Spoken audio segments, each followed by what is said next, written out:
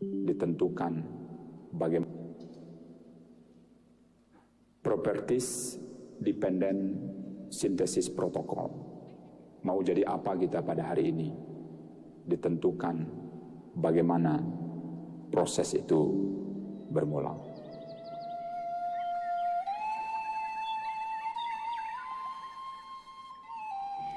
Kecamatan Sungai Geringging adalah salah satu kecamatan di Kabupaten Padang Pariaman, Sumatera Barat. 40 tahun silam, lahirlah seorang Marjoni Imamora dari keluarga sederhana. Tepatnya pada tanggal 1 April 1977, anak keenam dari 8 bersaudara. Marjoni tumbuh dalam pendidikan keluarga masyarakat Minangkabau, pendidikan yang mengacu pada konsepsi alam takambang jadi guru. Marjoni sama seperti anak-anak di Sungai Geringging yang lainnya. Beliau bersekolah di Sekolah Dasar Impres Sungai Geringging sebagai dasar dalam dunia pendidikan Indonesia. Jadi Imamora itu adalah siswa kami berkisar tahun 1990, 1992 sampai 1992. Beliau adalah salah seorang siswa kami yang terpintar gitu. Beliau adalah siswa yang selalu mendapatkan juara atau peringkat di sekolah.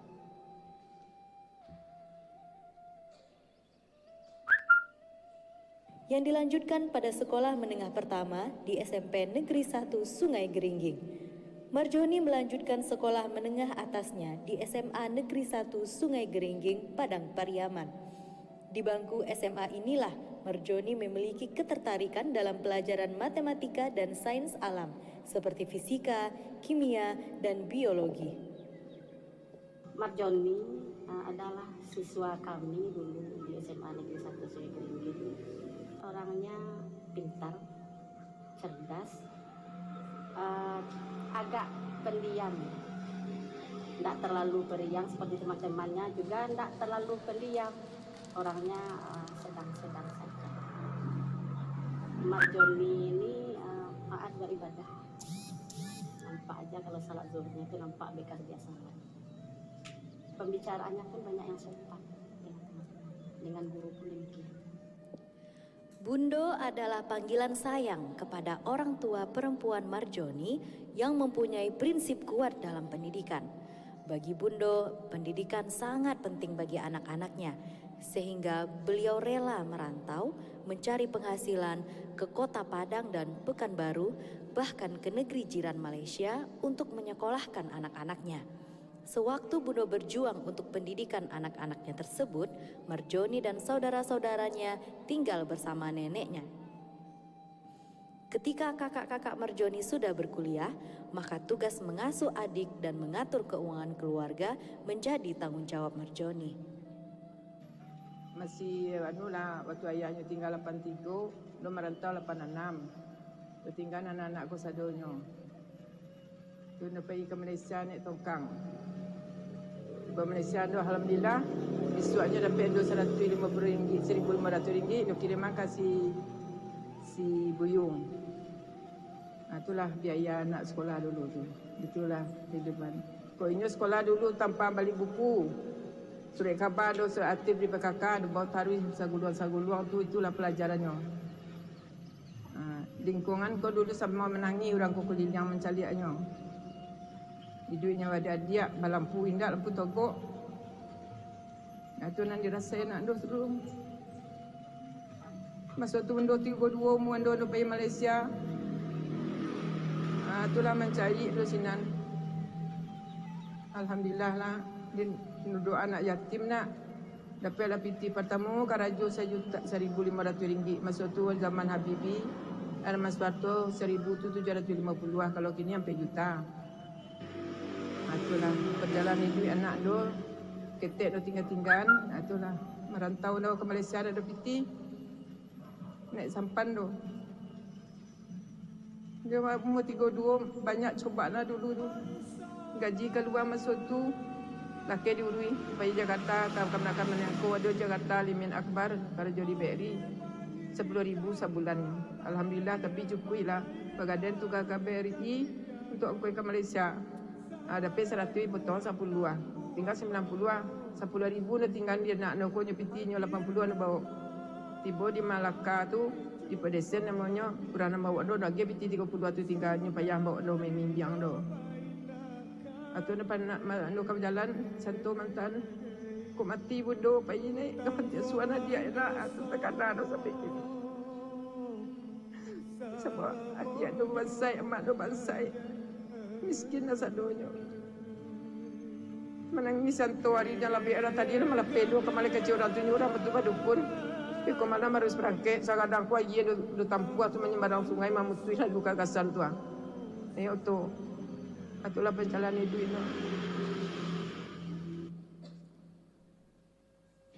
Setelah Marjoni menamatkan sekolah menengah atas, beliau berkeinginan untuk melanjutkan pendidikan pada jenjang perkuliahan dengan jurusan kedokteran. Perjuangan untuk masuk kedokteran sudah dilakukan dengan mengambil jalur PMDK dan tes di salah satu perguruan tinggi di Sumatera Barat. Tetapi mungkin Allah berkehendak lain. Beliau belum dapat melanjutkan ke jurusan tersebut. Marjoni tidak patah semangat. Setahun kemudian beliau mencoba kembali untuk mendaftar di bangku perkuliahan. Beliau mendaftar di jurusan Fisika Universitas Negeri Padang dan diterima, tepatnya pada tahun 1997. Selama masa perkuliahan, Marjoni sudah dipercaya oleh dosennya untuk menjadi asisten dosen di salah satu kampus swasta di Kota Padang. Marjoni kemudian menamatkan studi sarjananya pada tahun 2001. Marjoni Imamora adalah mahasiswa fisika pertama di IKIP Padang. Marjoni adalah seorang mahasiswa yang cukup kreatif, berkompetensi yang cukup bagus, punya cara pikir yang lain. Ini yang luar biasa. Dia berpikir lain. Nampaknya selain digenjot makin nyeleneh dia. Jadi itu yang saya kagum dia. Itu yang buat itu yang buat dia berbeda dari lain. Dia berbeda dari yang lain itu. Membuat beda itu aja yang membuat dia maju. Dia suka temannya. Dia cukup aktif berorganisasi. Tapi dia Marjoni lebih suka main di belakang layar sih, dia maju ke depan. Di tahun 2002, Marjoni melanjutkan studi magister ke negeri jiran Malaysia dan menempuh studi di jurusan Fisika Universitas Kebangsaan Malaysia. Selang waktu 6 bulan di Malaysia, beliau meminang pujaan hatinya yang pada waktu itu baru menamatkan studi sarjana di Indonesia. Di bulan Desember pada tahun itu menjadi bulan yang bahagia untuk Marjoni karena beliau menikahi Ibu Fitrieni. Sang istri kemudian dibawa ke Malaysia sebagai penyemangat dalam kehidupan dan pendidikan beliau. Dari pernikahan ini pada tahun 2004 beliau dikaruniai seorang putra. Untuk biaya perkuliahan di Malaysia beliau mendapatkan beasiswa. Dan untuk biaya hidup di sana, beliau bekerja paruh waktu di sebuah hotel berbintang di Malaysia. Sembari menunggu wisuda magisternya, Marjoni mendaftar untuk pendidikan doktoral di tahun 2005 dengan jurusan yang sama yaitu jurusan fisika. Menempuh pendidikan dengan biaya sendiri tentunya mempunyai tantangan sendiri, sehingga beliau memutuskan untuk menunda studi doktoralnya dan menetap di Indonesia pada tahun 2006. Kisah saya dengan Abang Marjoni, awal pertamanya berjumpa di UNP karena sama-sama kuliah di sana. Kami mengambil keputusan untuk menikah dan setelah menikah, Abang Marjoni langsung membawa saya ke Malaysia. Kuliah di sana, membantu Bundo menjahit di Malaysia. Jadi Abang Marjoni tetap kuliah. Dan setelah tamat S2, kami balik ke Indonesia, itu tepatnya di Pekanbaru. Ya, kami di sana karena Abang Marjoni belum lagi mendapatkan kerja, ya kami kerja apa yang dapat aja. Di sana sempat Abang menjadi toke beras, ya jualan di Pekanbaru. Sementara saya melamar kerja menjadi guru di SMP Babu Salam.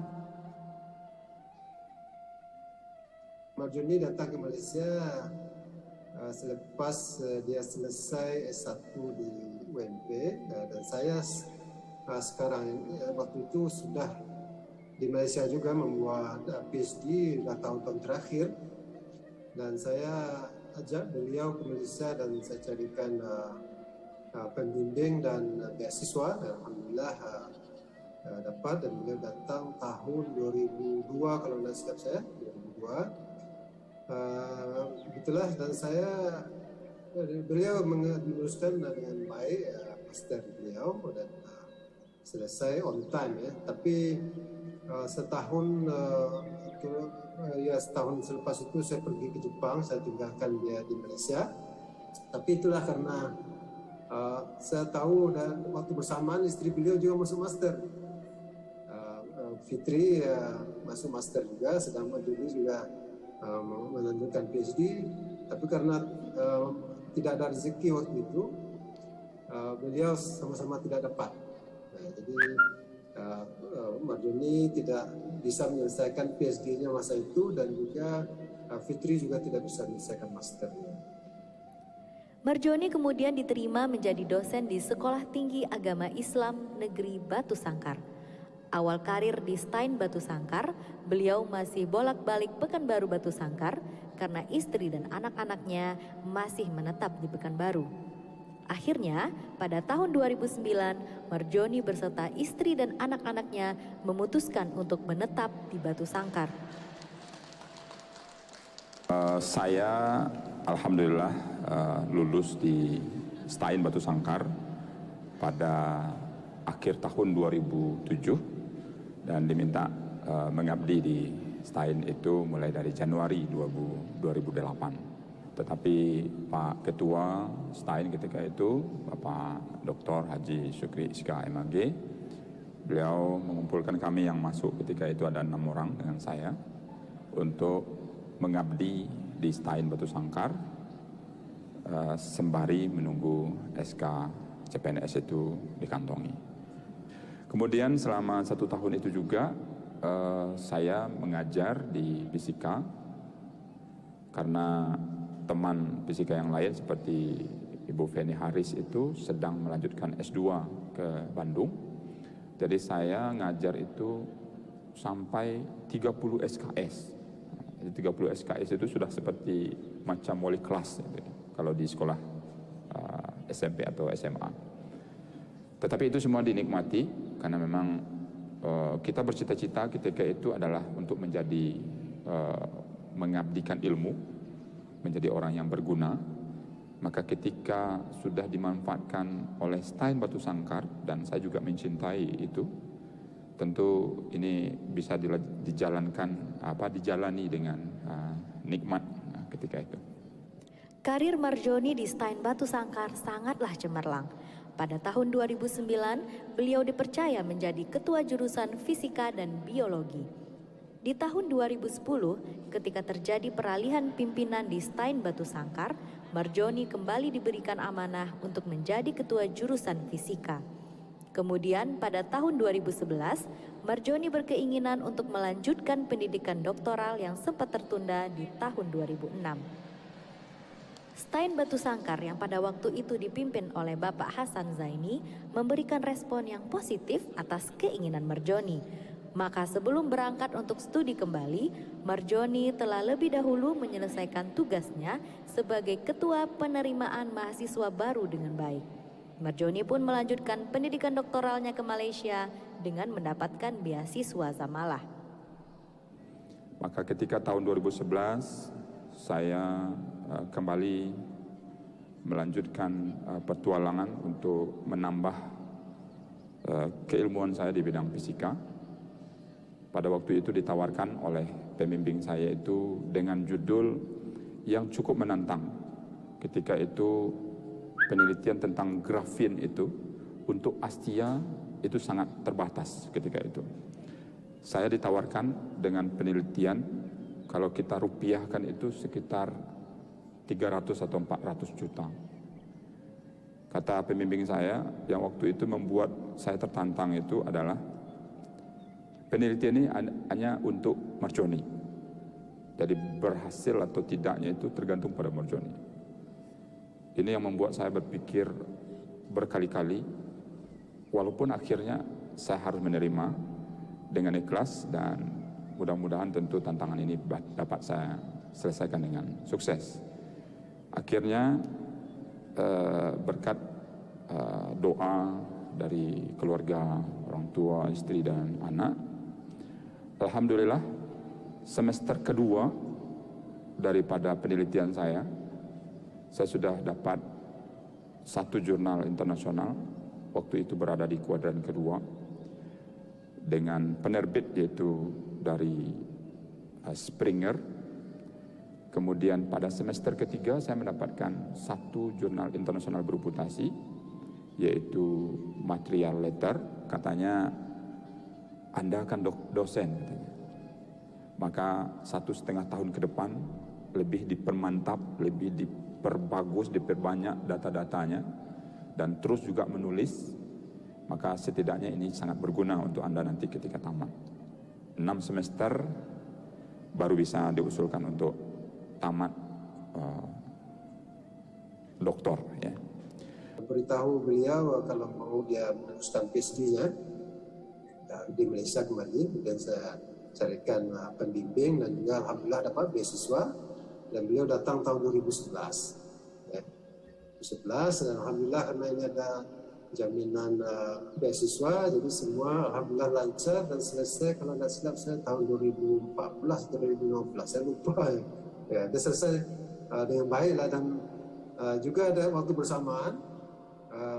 Alhamdulillah istrinya juga dapat melanjutkan master dan dengan beasiswa, dan Marjoni dah selesai duluan, tapi istrinya tertinggal selama setahun atau 6 bulan atau setahun. Saat studi doktoralnya tersebut, Marjoni membawa serta istri dan anaknya. Beliau kemudian menyekolahkan anaknya di Sekolah Kebangsaan Malaysia. Dalam proses penyelesaian penelitian S3, Marjoni sangat tekun dan tidak gegabah.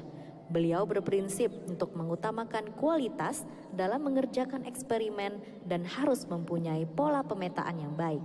Bahkan, beliau dijuluki si pola smart oleh koleganya karena mampu melakukan eksperimen dengan baik dan dalam waktu yang singkat. Marjoni dapat menyelesaikan studi doktoralnya dalam waktu kurang dari 3 tahun dan menerbitkan jurnal bereputasi Scopus Q2. Sembari menunggu wisuda doktornya, Marjoni mendapat tawaran dengan 2 buah proyek besar selama 5+2 tahun. Namun, keinginan beliau untuk terus mengabdi kepada Stein Batu Sangkar lebih besar, sehingga beliau menolak tawaran tersebut. Ini semua juga berkat dukungan istri dan kakak kandung beliau yang juga berprofesi sebagai dosen di Malaysia, untuk tidak pernah lupa mengabdi kepada institusi yang sudah membesarkan namanya. Kemudian pada tahun 2015 itu juga saya mengikuti kompetisi dosen teladan nasional. Alhamdulillah dengan 7 jurnal internasional bereputasi yang saya dapatkan ketika menamatkan S3 di Malaysia tadi, yang saya cerita sebelumnya, ini mengantarkan saya ketika itu dinobatkan sebagai juara 1 dosen teladan nasional bidang sains dan teknologi tahun 2015. Setelah kembali mengabdi di Stein Batu Sangkar, Marjoni tetap produktif dan terus menulis di jurnal-jurnal nasional ataupun internasional bereputasi. Bagi Marjoni, menulis bukan hanya untuk keperluan naik pangkat saja, namun bentuk kecintaan beliau pada dunia akademis. Berkat doa Bundo, perjuangan Bundo dalam mendidik anak-anaknya yang berkorban demi pendidikan sang anak, serta dukungan dari saudara, istri, dan anak-anaknya, akhirnya pada bulan Maret tahun 2022, Marjoni dikukuhkan menjadi profesor dan beliau merupakan profesor pertama di bidang ilmu fisika pada perguruan tinggi keagamaan se-Indonesia. Selamat Bapak Profesor Dr. Marjoni Imamora MSc, Bapak sungguh menginspirasi.